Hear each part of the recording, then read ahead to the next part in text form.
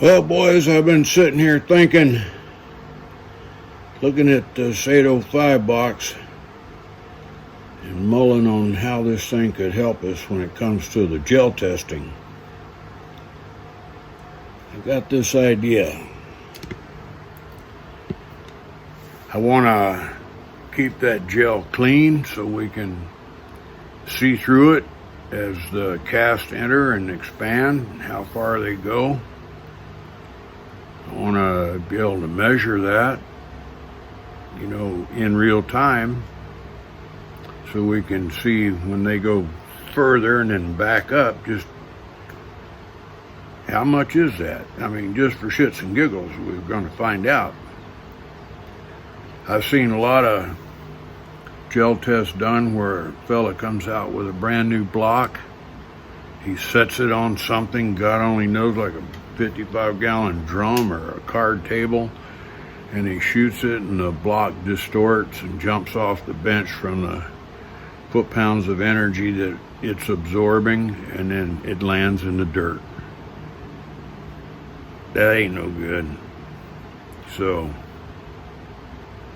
let me put a few things together. I think I got a solution. Preparation is half of everything you'll ever do. The better you prep, the better the outcome. So I've been thinking about this for quite a while.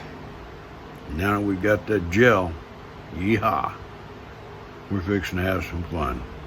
Well, we're back to the rabbit hole. Got a new fixture here to show you. Been working on it this afternoon. That's my first cast rabbit head. Not a very good job. There's about 12 pounds of lead in that thing. That's my mascot, I guess. I'll do something with it. Powder coat it, maybe. All right.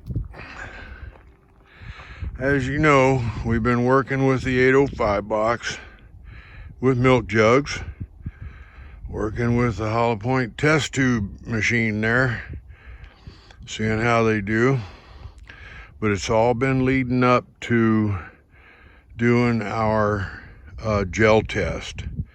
Using these two fixtures here, trying to develop higher speeds, a little harder of the soft leads, so we can get penetration. And now all the work we've done is going to come to fruition in our gel. Let me show you how I'm going to use this 805 box with that gel block. Let me get set up here. All right, first thing I'm going to do is I'm going to rotate that thing.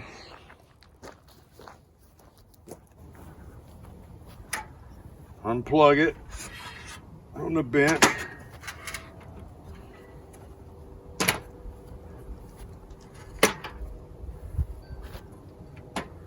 Turn it over. Next thing I'm going to do, take a couple quick clamps,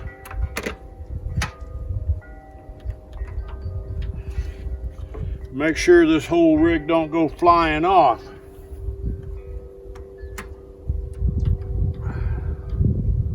Some of these 45s we're going to test, they're running, oh Lord, I think the last figure I saw was about 480 foot-pounds of energy. That's not bad for a standard pistol round, non-plus P, non-plus P plus.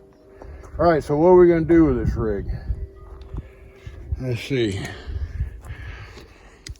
We got ourselves a ruler on the side, and I kind of didn't want to have anything sticking up behind it because we're going to film in slow motion from this side.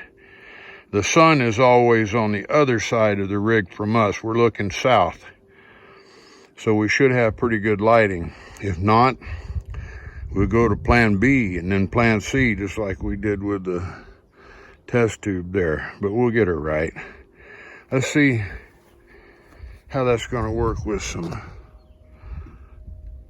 Let's see how that's going to work with some gel.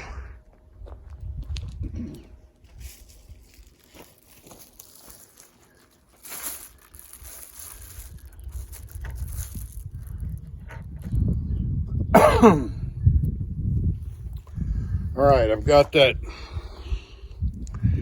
I have this block here in front. Hopefully that's going to keep this rig from rearing up on us and jumping out of the test jig. And I've got this little block on the end back here. Hopefully that'll keep it from sliding. And with these two clamps in place, hopefully that will keep the whole rig in place. So that's what I'm thinking. Now, I haven't come up with any ideas yet about whether we're going to run just straight into the gel or whether we're going to go busting through something like denim and cotton t-shirt material and stuff like that. I need y'all's input on this. You tell me what you'd like to see and what you think's probably the most reasonable if we're going to test something. I did incorporate a method to where we can put denim or whatever. Here's a piece of leather I've used.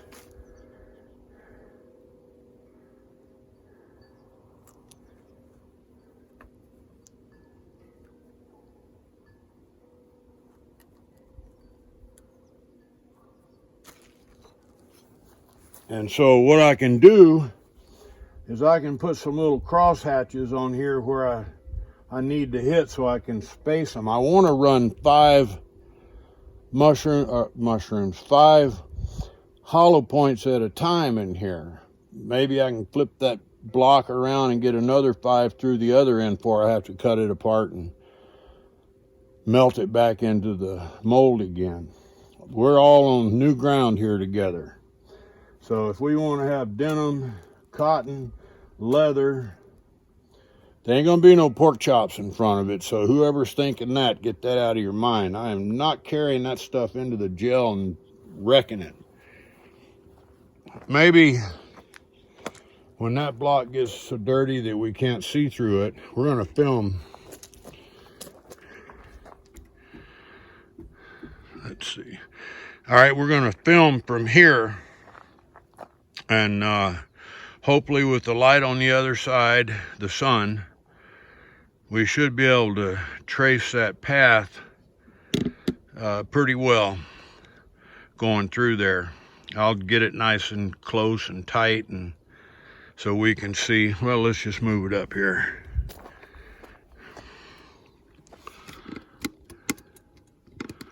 All right, you can sort of see. I think I'd go lower with the camera. Let's see if we can get lower here.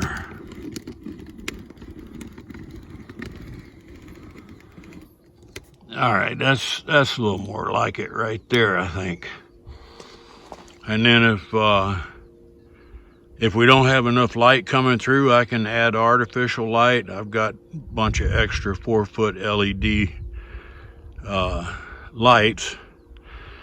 I've got a lot of that white corrugated board I've been using for targets, and I can cut a piece to go behind it on the back side, the side away from us. So we'll have, we can get rid of the dark areas where the trees are back there. We're just gonna have to play it by ear. But this is what I'm thinking. This is what I built out of the 805 box, so we can have a dual purpose jig there. I'm getting too much crap hanging around out here. All right, let me know what you think in the comments and how you think we ought to proceed testing these hollow points, and we'll go from there. So remember that when I shoot through cloth or that leather there, I'll be using silicone tips in all these things. If I don't, then you stand a chance of them getting plugged up with the material. So it only makes sense to do that to the hollow point. Anyhow, watch yourselves out there. Things are getting nutty. Oh my Lord, it's getting nutty out there. So watch that family, watch your neighborhood. And for goodness sakes, keep that head on a swivel. Watch that 6. I ain't shitting you. Watch that 6, boys.